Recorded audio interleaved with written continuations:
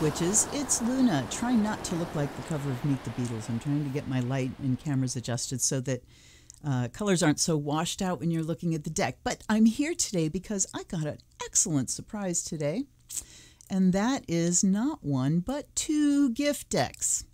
So if you don't know what this is about, look down below. You will see my Amazon wish list.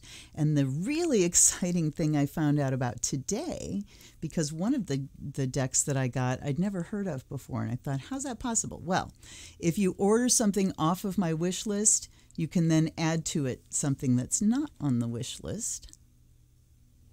So if there's something that you don't see on there and it's like, ooh, Luna really needs to have this, then have at it. These are from Laura in Florida, and she sent me this deck and the Halloween Tarot in a tin, which is my first tin deck, so another first. But here's her lovely note. Luna, I'm one of your lurkers. I'm not on Facebook and watch YouTube without an account. So fun to be able to send these two decks, though. I'm most interested in the archeo. The author-illustrator Nick Bantock did the beautiful Griffin and Sabine books in 1991. I believe the selected archetype card is to be seen as a guardian whose energy can be applied to the issue at hand. Hope you enjoy. From Laura in Florida. Thank you, Laura. So you will be getting a reading today, my dear.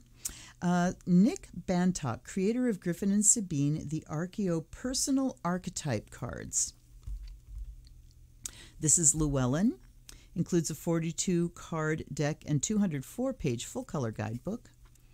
The archeo, same thing there. Let's see, 2021. This is brand spanking new. No wonder I hadn't heard of it. Okay. Excellent. Thank you, Laura. Build your inner life with a cast of colorful archetypes. New York Times best-selling author and artist Nick Bantock presents a groundbreaking oracle deck that helps you create your personal mythology. Picture your inner life as a hero's quest and this deck as your band of faithful companions. The archeo includes 40 archetype cards, a full-color guidebook detailing each one's skills, gifts, and personalities, and 2 blank cards to make your own archetypal characters. Featuring mesmerizing artworks that spark the imagination, this marvelous deck guides you in discovering your full potential as a person of many parts. Very cool. All right, let's see here. Little magnet box. Ah, Isa Wolfie. All I did was take the plastic off the outside, so I haven't seen the inner yet. Here's the book. And look at the wonderful images. I will zoom you in just a second. So full color, glossy, beautiful, and he blocks the deck in the book. Look, we've got this one and this one to block the book front and back. That's awesome. All right, as you know, we'll look at that second. And then we've got a nice ribbon pull. And look at this image. Wow. All right. It's got the plastic band on it. And there's the back. So let's zoom in. Come on. If you guys ever get horribly sick of hearing me coax my computer, let me know. All right. So the back is this kind of organic, swirly, florally, very subtle colors. Intriguing. All right, let's see how the colors show. Ooh, this makes it very much nicer. If I had the curtains open, it'd be so washed out. All right. So the first card here,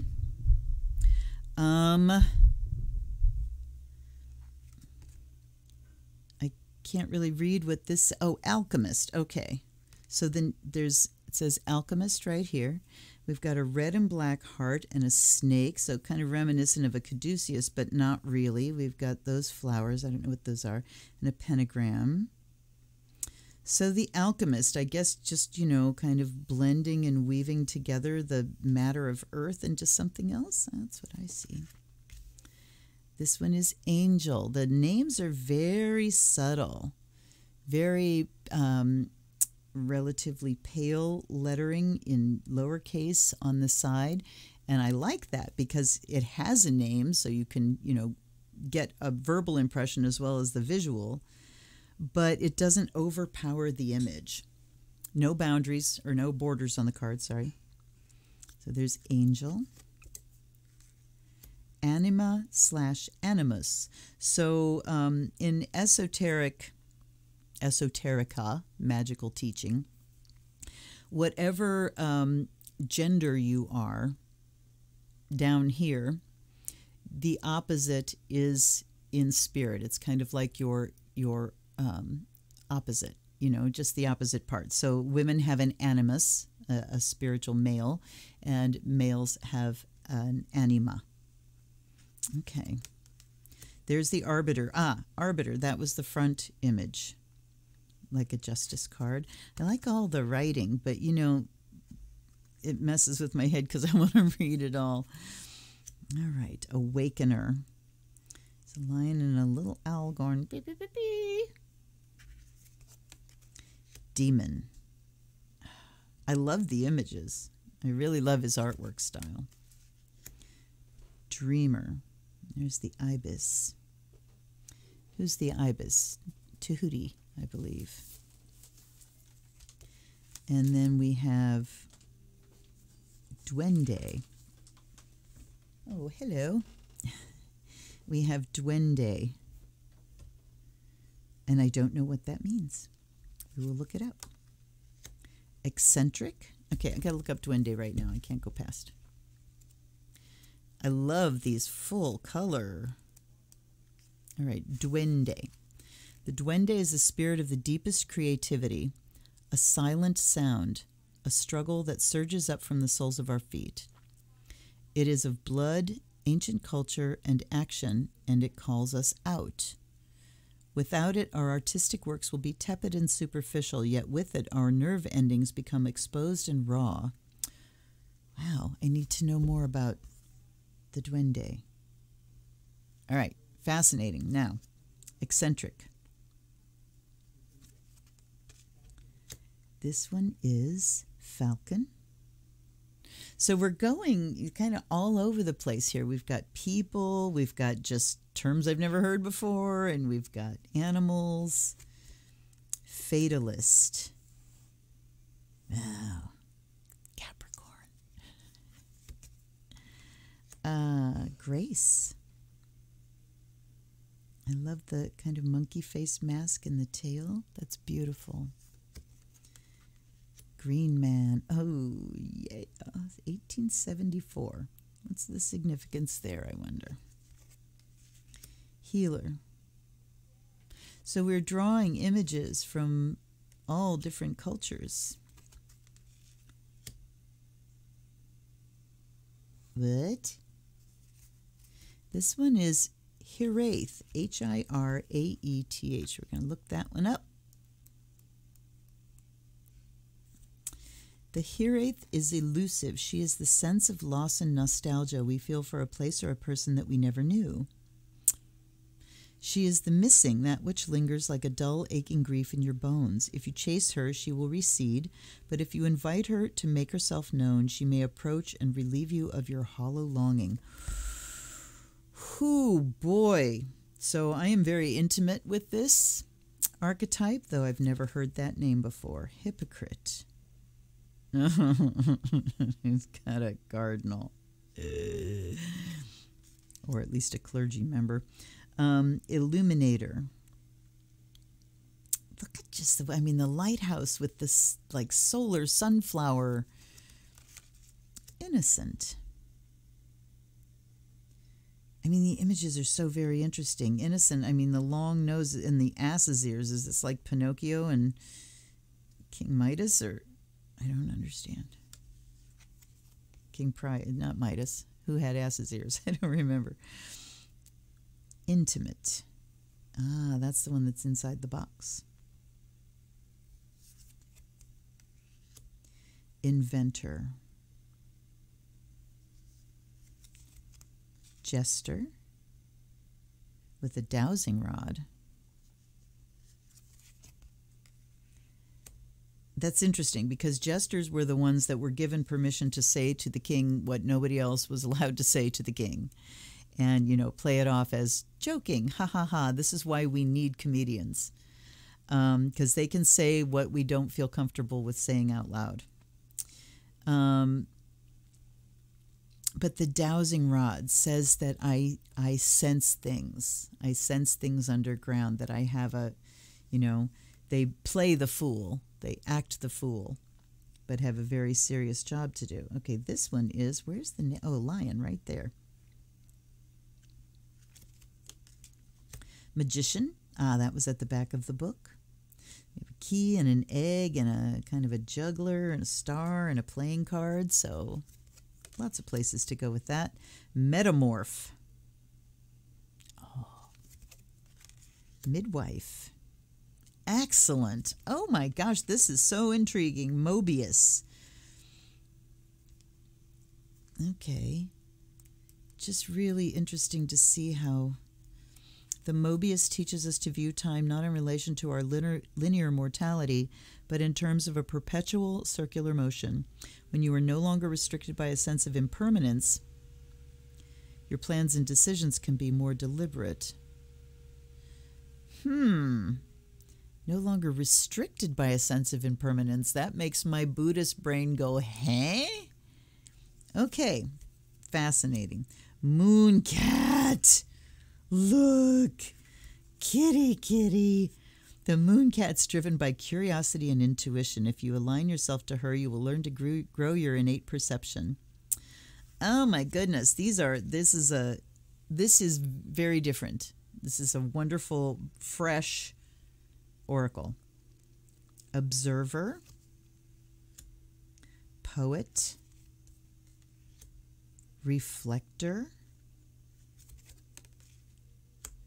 sage, shadow diver, siren. Look at this. Okay, look at this beautiful woman, but then you turn it upside down and you've got this kind of scary spirit figure with like a song coming out their mouth. Wow. So do we read these reverse? I don't know. Star climber. And it's not stair climber, it's star climber. Strategist. So we've got some like pretty straight up archetypes, but then we've got some really new stuff. Survivor. Trickster. Interesting that we have jester and trickster, two different things. Wanderer. Warrior. Samurai. Wolf. And there's the blank cards. Great for blocking or drawing your own archetypes. All right. Sweet. Let's dive into the book. The archeo. Understanding and developing your archetypes. This is one of those days in good old Northeast Ohio in the spring when it's hot but cold and cold but hot and you can't dress appropriately no matter what you do. All right, the archeo, Understanding and Developing Your Archetypes. Nick Bantock, Llewellyn Publications, Woodbury, Minnesota. And again, 2021. These beautiful full-color images. Introduction, and then straight into the characters. Then we have layouts and spreads, growing and expanding your archeo. Archeo Tales, and about Nick Bantock. Let's look at the author first, shall we? Not that I'll read the whole thing. Oh, it's very short. Artist and writer Nick Bantock went to school in England and has a BA in fine art painting. In the 1970s and early 80s, he created the cover art for over 300 books, including works by Roth and Updike. Since 1991, he's authored 30 books. Holy moly. And his first book in the Griffin and Sabine trilogy spent 2 years on the New York Times bestseller list, selling over 5 million copies. His books have been translated into 13 languages. The classic SF magazine Weird Tales named him in the top 85 storytellers of the century. That's something, isn't it? His paintings, drawings, sculptures, and collages are in private collections throughout North America and Europe. And in 2010, his retrospective exhibition was hung at the MOA in Denver. For 25 years, he's given readings, keynote speeches, and dramatic performances for stage and radio. He has a lifetime BAFTA, British Oscar, for the CD-ROM Ceremony of Innocence he created with Peter Gabriel's Real World. There's, so much more I want to know. Nick's Griffin and Sabine series is currently being pilot scripted by TriStar Sony. Wow. Some of his books, Alexandria, The Artful Dodger, Averse to Beasts, Capellan, Dubious Documents, The Egyptian Jukebox, The Forgetting Room, The Golden Mean, Griffin and Sabine, The Griffin, The Morning Star, The Museum at Purgatory, The Pharaoh's Gate, Sabine's Notebook, The Trickster's Hat, Urgent Second Class, The Venetian's Wife, and Windflower. Whew. Okay, introduction. Imagine your inner life as a quest, a hero's journey across a dramatic terrain. Would you want to travel that long road alone, or would you rather have a company of good companions at your side? That's not as abstract a question as it might seem, because inside each of us, within our personal mythological domains, we have a fellowship of potential compatriots who, given the opportunity, would willingly accompany us. And I love this framing of our personal mythological domains, because we have our experiences, and then we have the things that have attained, the status of myth in our own lives, when memories have become like archetypal, and memories have become, maybe it's a traumatic thing. Something happened and the event, looked at objectively was very small, but emotionally it is part of the mythology of our life and one of the things that sent us on a particular path. So fascinating stuff here. Over the years, numerous psychologists and philosophers have concluded that each of us is composed of numerous characters with different identities. Let me see how long this is. I'm not going to read this whole introduction. Oh, obviously not. Okay, these persons are often in a state of disagreement about choices and decisions, yet most of us carry on with our lives as if we were governed by a single authoritarian I. This unwillingness to accept what is plainly under our noses has led to an often uncomfortable state of affairs. All right, archetypes are flexible stereotypes, not fixed, and they can be grown and shaped to our individual needs. This means you have the opportunity to build within yourself a community of characters dedicated to supporting one another on your journey. These are the characters that make up this deck. I coined the name archeo to describe the concept of multiple archetypes that reside within each of us. So it's the group, is the archeo. In addition, I wanted it to suggest the word archaic, meaning something that has its beginnings in the psyches of our ancestors. Okay, and that might answer that question, because I'm thinking, is it archeo or archeo? I think it's archeo, because that does really bring up the archaic word. All right, so some of these character archetypes are already active and vocal, others are silent and undeveloped. Jung and Campbell tended to view these archetypes in terms of their universality rather than their individuality, and pre-shaped figures that rise up to inhabit us. Okay, so I'm trying to just scan and pull out substance here. I have tried to establish various techniques that will allow visualization and then construction of our fellowship for the road. They're designed as specific tools to help you understand your full potential as a person of many parts. It should be noted that while I have designated specific genders to most of the archeo, the language of he, she, it is based purely on my personal instincts. Please don't feel constrained by my inclinations. I encourage you to assign each card the gender that feels most comfortable and appropriate to you. All right. They do not purport to be oracles for divining the future, nor are they capable of mysteriously changing your psyche. Instead, they are the means by which you might tap into your better instincts. Much like the classic I Ching, they work for your soul's core. So, like any deck, you use it how you want to use it. They also have a day-to-day function. As they grow, you'll find they come to the fore when needed, whether it be providing strength and courage in the face of threat or giving succor in the cold hours after midnight. All right, you will notice there come others who are less obviously accommodating. All right, up to this point I've gathered 40, but there are almost certainly many more out there in the ether. If you begin working with the 40 named here, later you can start to identify and tease into the open any additional archeo of your own. Has myriad uses from simple to complex. At the back of the book you will find 40 short tales. Here, 40.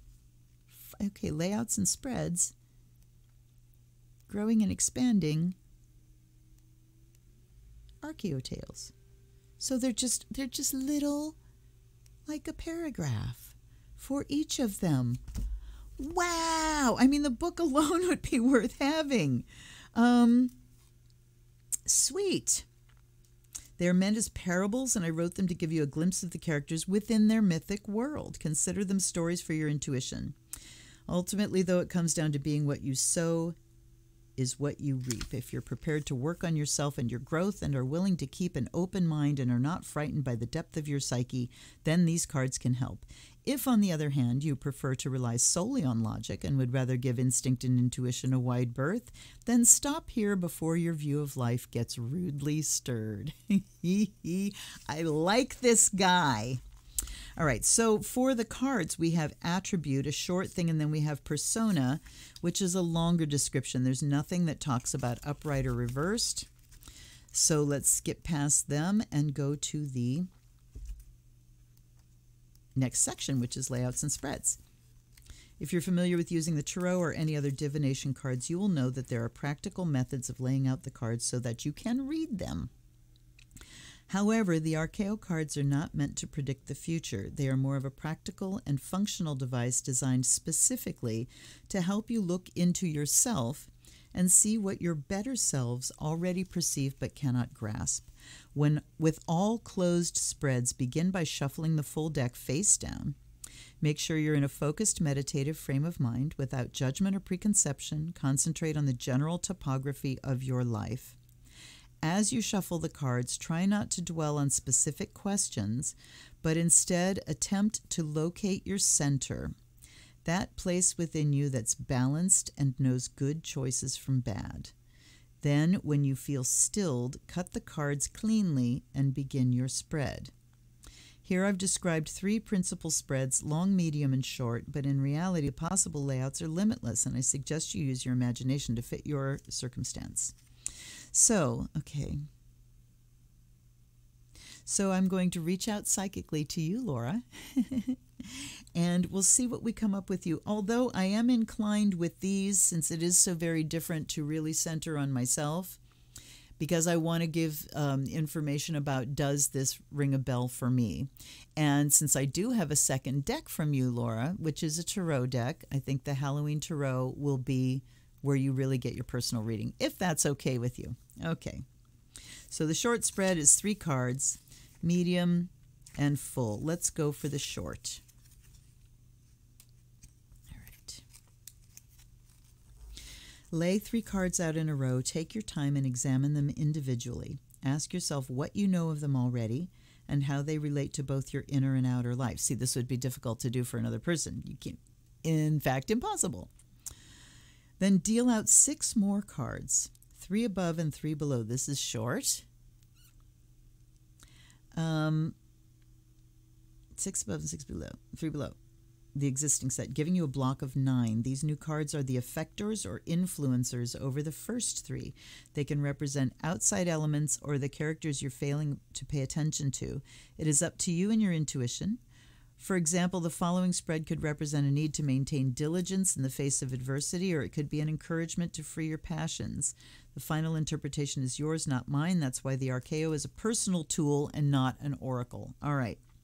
Once your spread is down, there are many questions you can ask yourself, like which card do I fear, which pleases me, and which is missing. Learn to observe and listen. Out of the quiet concentration, you will eventually come a silent knowing and understanding of what you require and how you might proceed.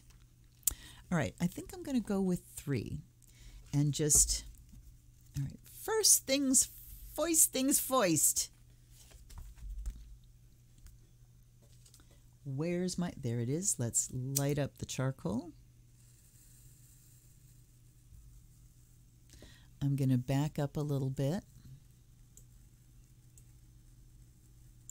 or a lot. There we go. Ah, the smell of gunpowder. Okay.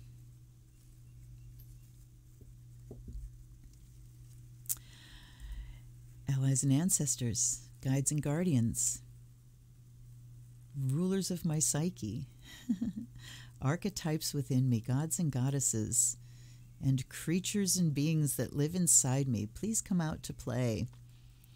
Please help me recognize myself in these images and bring me some good information as I use this brand new tool.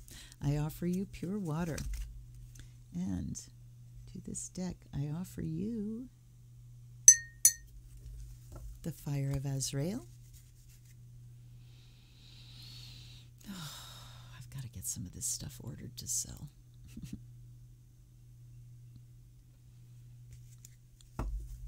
I also offer you Earth and Water. I am constantly hiccuping on here, aren't I? Well, at least we haven't gotten to the point where I am straight up burping. So, hey, it's all good, right? Oh, God, you guys, you have no idea. They're a little long to shuffle like that. Let's try it from the side, just for fun. But they're a good, oh, they shuffle easily from the side. Kind of easily. It's a little harder, but it works is the point there. Uh-oh, and I kind of bent them out of shape a little bit already, shuffling from the side like that. No, I didn't. All right, enough. Let's do it this way. All right. So I'm centering.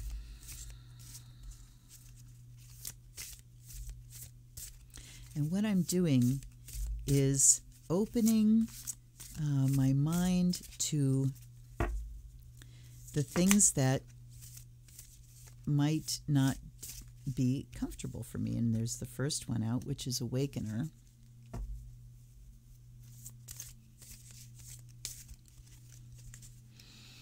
And I've got those sticking, but I'm not going to go with those. Hold on.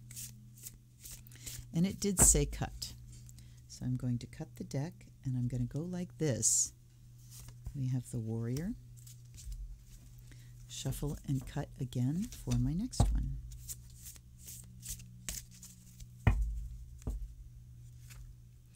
And we have, okay, so we've got Awakener, Warrior, and Intimate. So, intuition first, Awakener. Absolutely. I mean, think of what I do here. I'm here to, call people into consciousness and into awareness of their own psychic gifts and, the energies that are going on our planet and among people and stuff like that. So I have been the bell ringer and the gadfly all of my life. I was the one that called out the patterns, the toxic patterns, and busted those patterns by going for healing.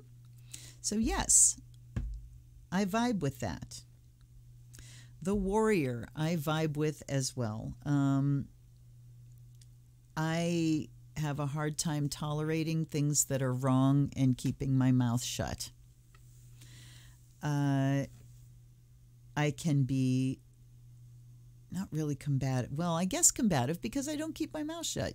Some things I'm learning to. I've learned as it comes with the gray hair do I really need to say that now? Do I really need to say that at all? And do I need to say that now? So I do resonate with the Warrior as well. But there's a part of him that is less of standing up for things that are wrong and just meeting everything with armor, meeting everything in defense because of, perceiving things as an attack. So I feel that too, being like, I know that about myself. Then we have Intimate. And I look at how soft she looks. And she's kind of going like this, you know. It's almost like a self, like she's hugging herself, but just this soft, quiet, internal. So intimate being like very, very, very personal, not necessarily, you know, closeness between two people, but that very deeply personal. You know, intimate details means deeply personal details. Okay, let's take a look at them. So Awakener, I will read through these whole things. The attribute. The Awakener's reveille challenges us to wake up, calling us from the endless daydreams that threaten to suffocate us like clouds of cotton wool. No friend of the lazy somnambulist, he is determined to remind us that we need to engage fully with the world and not distract ourselves with shiny things and simplistic solutions.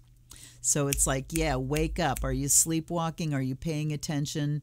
Are you a creature of habit? Just, you know, life is a habit, and I am unconsciously just going through and repeating these habits. All right. Persona. The Awakener calls us to arise from the many centuries of dreary nightmares that have kept us in thrall. If he is the wise morning bird, then we are sleepwalkers caught in a dazed and stony dream. Look around, see the glazed blank eyes of so many distracted sleepers stumbling from one small preoccupation to another. Is it not time to break from this state of dulled apathy? So I have a Frank Zappa song in my head right now, and it's a song called Pajama People. Pajama People.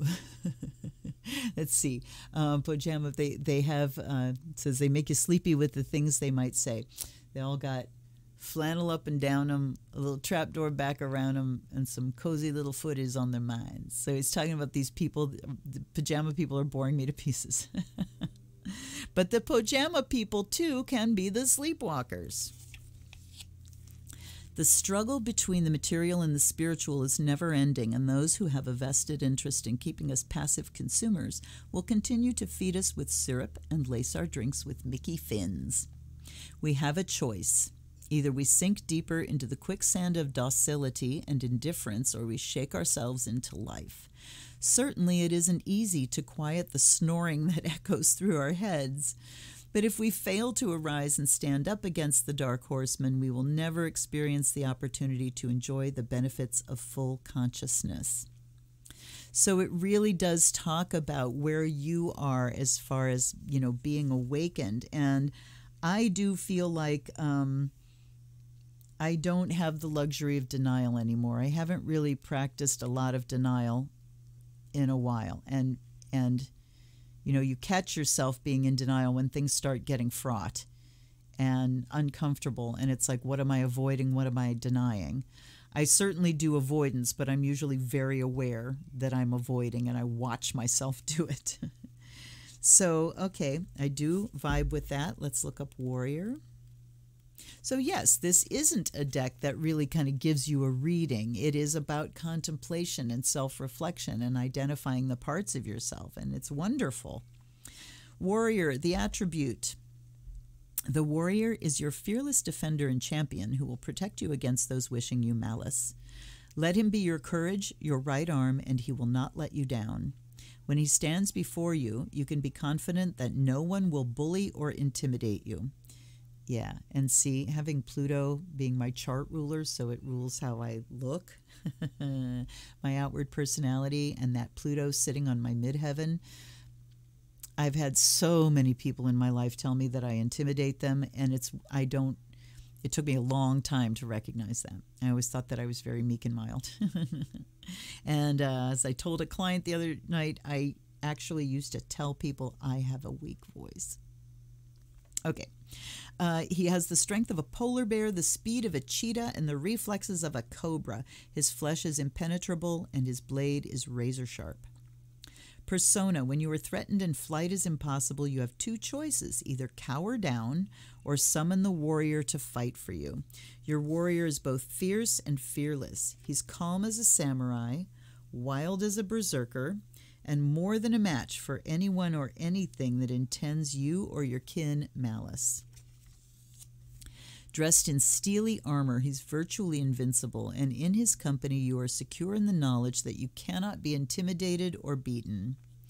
He has spent his life developing his craft. Well versed in the art of war, he knows when to retreat and when to attack. As powerful as he is, he does not seek out conflict. Only when there is no option will he unleash his lightning reflexes and devastating strength. Trust him. He will keep you safe and see that no bodily harm will come to you. Well, he has certainly kept me safe throughout my adult life. When I think about the circumstances, the situations, the contexts that I was in my 20s, not to mention the behaviors, it can be a miracle that I made it out alive. And a lot of us that lived through the 80s and our 20s feel that way, I think. But yeah, I do recognize that part of myself too. Now, intimate. I think what I'm going to do is pull this out, pull out a card every day to see which archetype inside of me is in need today. Who needs to come to the fore in order for me to navigate my day or a particular circumstance? I could see, in this circumstance, tell me what part of me needs to come out. The attribute for intimate. The intimate brings sweet sensuality and an intuitive understanding of all your emotional and physical needs, moods, and temperature changes. She has an infinite capacity for understanding your longings, whether it be sensual, erotic, or merely a need for a gentle comforting of your weary spirit. The intimate comes to you without artifice, and your night embrace is a sweet, honeycombed tongue. Wow. Persona. Beyond the posturing, are we not still creatures of the sensual, longing for beauty and opulence? Romantic Orientalists masked in our denim and synthetics, scampering from one multitask to the next. Wow.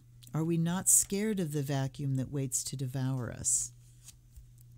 When the day is done and the lights turned out and loneliness threatens to make ice cold your sheets, she enters, passing through the air's dark creases to slip beside you in your bed.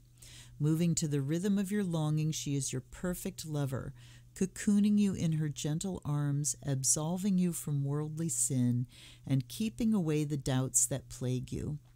When you caress your intimate, her pleasure becomes your pleasure, the sounds of her stirring silencing your stuttering mind, her passion dispelling your sense of isolation. Her smell is intoxicating, and her gentle touch leads you away from fear and anxiety towards the stillness of righteous sleep. Just the writing is worth it, you guys. All right, let's go. I want to look at their little stories, their tales, because we got time. Let's go to the beginning. And I want to do these rather than picking new ones because I want to see how, the meanings and the tale kind of go together. The Awakener's tale. She awoke in the early hours, gripped by an unnamed fear, an abstract sensation of distant dread. Not a regular dread like the threat of isolation, sickness, or another's malice, but an internalized, indefinable foreboding. An innate knowing that something was immensely wrong, that everything was tilting on its axis. The owl had been trying to warn her, but she had ignored his alarm calls. She climbed out of bed, drew back the curtains, and watched in open-mouthed horror as the night sky spun like a washing machine's contents, the stars spiraling around, one by one disappearing into a great black void. Wow. I'm not even going to comment here. Let's go to the intimate. The Intimate's Tale. I wish I could biplane across time back to Indochine, before it changed its name. I would sit in a hot, night-damp bar under an electric fan drinking iced beer and watching through blue cigar smoke the Eurasian couples dancing to the last notes of a perfumed era. And in my pocket I would twist her emerald ring, slipping it on and off my finger, concentrating hard, summoning her back to this place that had once been ours. And when she comes to me in early hours, I shall arise, take her hand, and draw her into my lonely arms. Delight is what I feel. The Warrior's Tale. The woman and her 3 children have been long pursued by 4 horsemen. When they arrive at the narrow bridge that leads to freedom, they find their way barred by a mighty ogre in full armor. Squeezed between 2 deaths, the woman discards her sweet manner for her samurai ancestry. Drawing her bow, she looses an arrow, knowing that her bow and the target are one, and that the missile that passes between them has forever found its mark. When the horsemen arrive, all they find is the bridge's guard with an arrow wedged deep into his helmet's narrow eye slit.